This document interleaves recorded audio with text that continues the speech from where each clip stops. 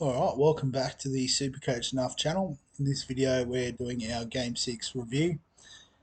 So I was waiting for tomorrow to do it and then realised there isn't a Monday night game. So yeah, it's already run and done. So you can see we got 67 points this week, which I was pretty happy with, but average was 68. You can see the highest there, 142. We might have a look at that. But dropped another half a million spots, game week rank of 5 million. So I guess there was quite a few goals scored and quite a few scoring players. So we'll have a look how the team went. So Johnston in goal, got us a clean sheet, which I think was a bit surprising. Or against Fulham, maybe it wasn't. But anytime we get a clean sheet, from our keeper, we're pretty happy. Chilwell, another bench appearance, another yellow card. So duck egg from him once again. Matty Cash, who was our trading, got 6. Um, unfortunately, the other option we were tossing up was Sven Botman. Did score a goal and a clean sheet, so we left a few points on the table there. Stupinan, 6 points with an assist and a bonus point against Bournemouth. So he was missing that one game, but he's back. Saka, did really well with his 13, so I think he got a goal and an assist and 3 bonus points, so that always helps. Madison, 2 assists, which was good, so 9 points. And Buemo blanked. Don't know why he got one. I guess yellow card. Yep. Fernandez got a goal, and I'm guessing a couple bonus points, 2 bonus points, clean sheet point as well. So nice little pick up there from Fernandez. Jackson yellow carded, so he'll miss the next game. Alvarez, he was the most popular trade in this week, and the curse of the popular trade-ins continues. He didn't even make it to 60 minutes, so only the 1 point. I guess maybe just a bit of rotation there from Pep. And Haaland got a goal, so captain score of 12 is pretty decent. And then our bench, Turner got a point, which is probably more than we expected against Man City at City.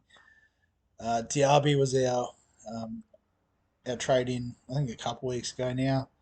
But he got 3, so the clean sheet point as well as the 2 appearance points. Kabore with a 5, so Luton getting their first point in the Premier League. Well done. Kabore getting the assist on the goal, so that's a nice pick up from him. And Baldock, he's not playing. He's also lost a bit of cash, so he's at 3.9 now, which makes it a bit trickier to replace him. But I guess if we do have a look at the plan with transfers, we do only have the one transfer. Um, and, I guess there's starting to be a few players that we really want to get on. Chief among those, I think, is the main man, Mo Salah.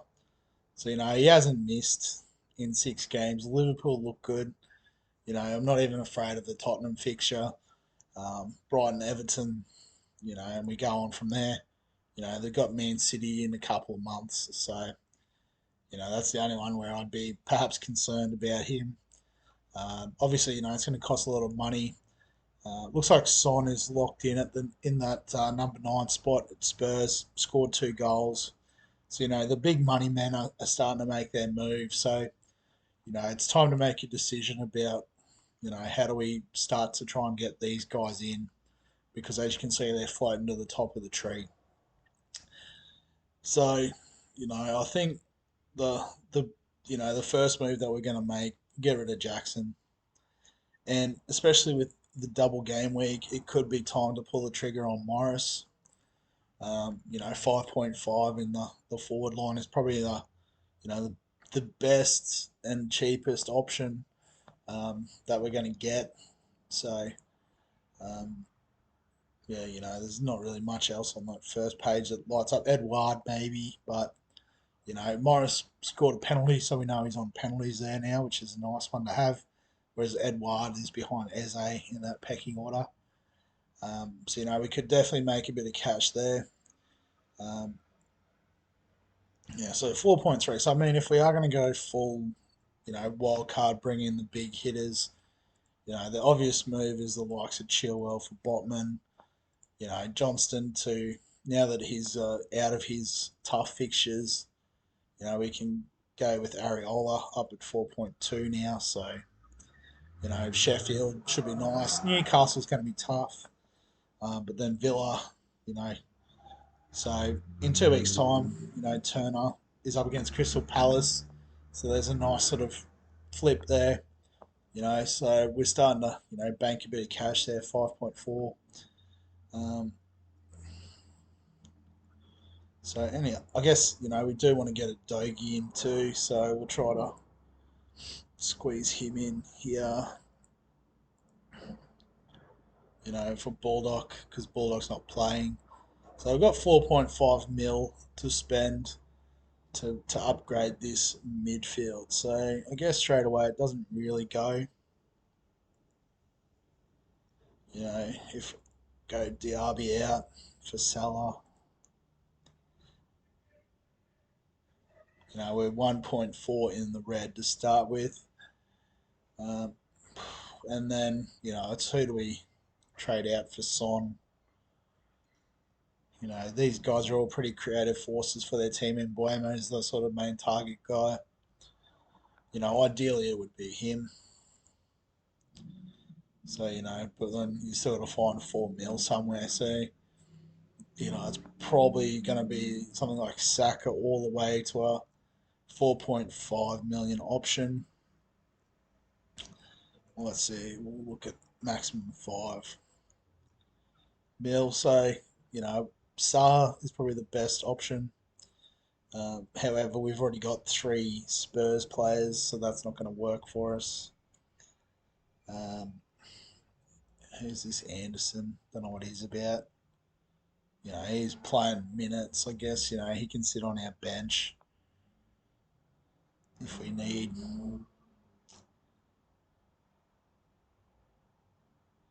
Yeah, other than that, there's not a lot of nice options at that price point.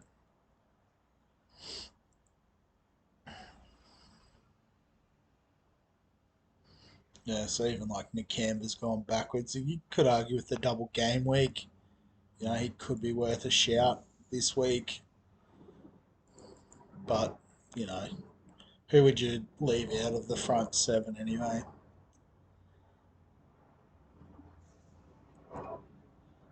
So it's just sort of an awkward price.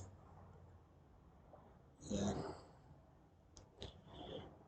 So, we might have to make a decision about Son or Salah, which way we would go. Let's bring Saka back in.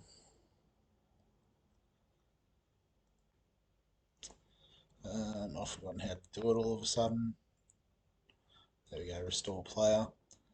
So, based on the money, it's probably actually, you'd rather get Son, just because, he's more affordable. Restore player. There we go. Son, Spurs.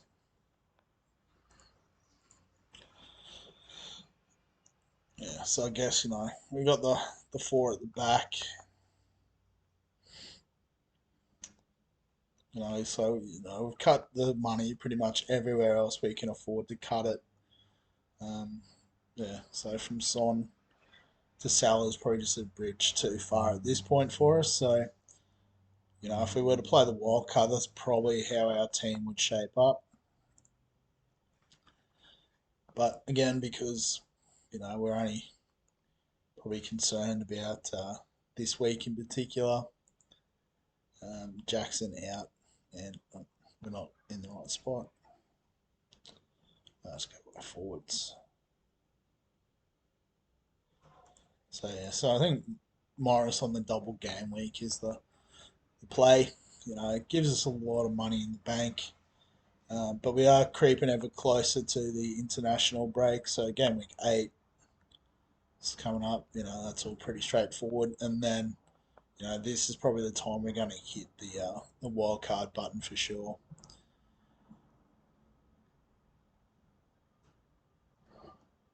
So if we yeah, let's make the transfer because I think Morris is going to be very popular this week, and if we need to make more, we can always hit the wild card, and it's all good. But I don't foresee that. So, I've got the front three with Morris playing the double. Um, I think we can put Chilwell on the pine. Cabore's got double game week. Chance of a clean sheet. We'll take that. Cash against Brighton and Stupid, so basically against each other. That's interesting. Um, but yeah, looking at the midfield, Saka against Bournemouth is nice, and Mbeumo against Forest is nice. Fernandez against Crystal Palace is pretty nice. Madison against Liverpool is probably the question mark, but Liverpool's not rock solid in defence. So I think we stick with them, and Diaby would be decent cover at home against Brighton. Goalkeeper Johnston against Man United's not the scariest, but we do have Fernandez, so might give Turner the nod against Brentford. I know we do have Mbeumo, so that hasn't worked out either way for us. Um, but I guess the home ground advantage is probably the tipping point in terms of which one's more likely to get a clean sheet. So, that's how we'll leave it for now. Save the team before I forget. Haaland as captain, I think, is pretty straightforward. Although I wouldn't hate Saka getting the captain's nod against Bournemouth. In fact, we might put the VC on him for the time being and save the team again. And we'll go from there. So as we said, we'll have a look at the team, the highest points, see what they're rocking. So Captain Salah, smart. Trippier, I think pretty much, yeah, all the Newcastle defenders killed it. Maybe Share missed out on an attacking stat, but, any of them would have been nice. Leno in goal, so Leno's been killing it. And Matoma, he's a good player. Foden, Madison, it's a nice midfield. And then must have bench boosted, did he? Yeah, bench boost played because Watkins, Van Dijk on the bench. That's an interesting call. And Bowen and Martinez in goal. They've all boosted that score up massively. So well done to this legend who come first this week. It's raining men. There you go, Abby. Well done to you. But yeah, I think that's about all we need to cover at this point. We'll come back probably Friday. Do the game week 6 preview. Um, might not be too much in terms of my team, but just again look at some different options, that sort of thing. So yeah, I guess if you've got any comments, questions, those sorts of things, feel free to get them down below. If you're enjoying the FPL content, remember to like the videos, subscribe to the channel. We've got all the different fantasy content. I know NBL Supercoach is starting this week, so we'll get another video in before the start of that. NFL, so get that out on Wednesday once all the Dream Team stuff's locked in and finalised. But yeah, other than that, as always, thanks for watching, and I'll catch you in the next one.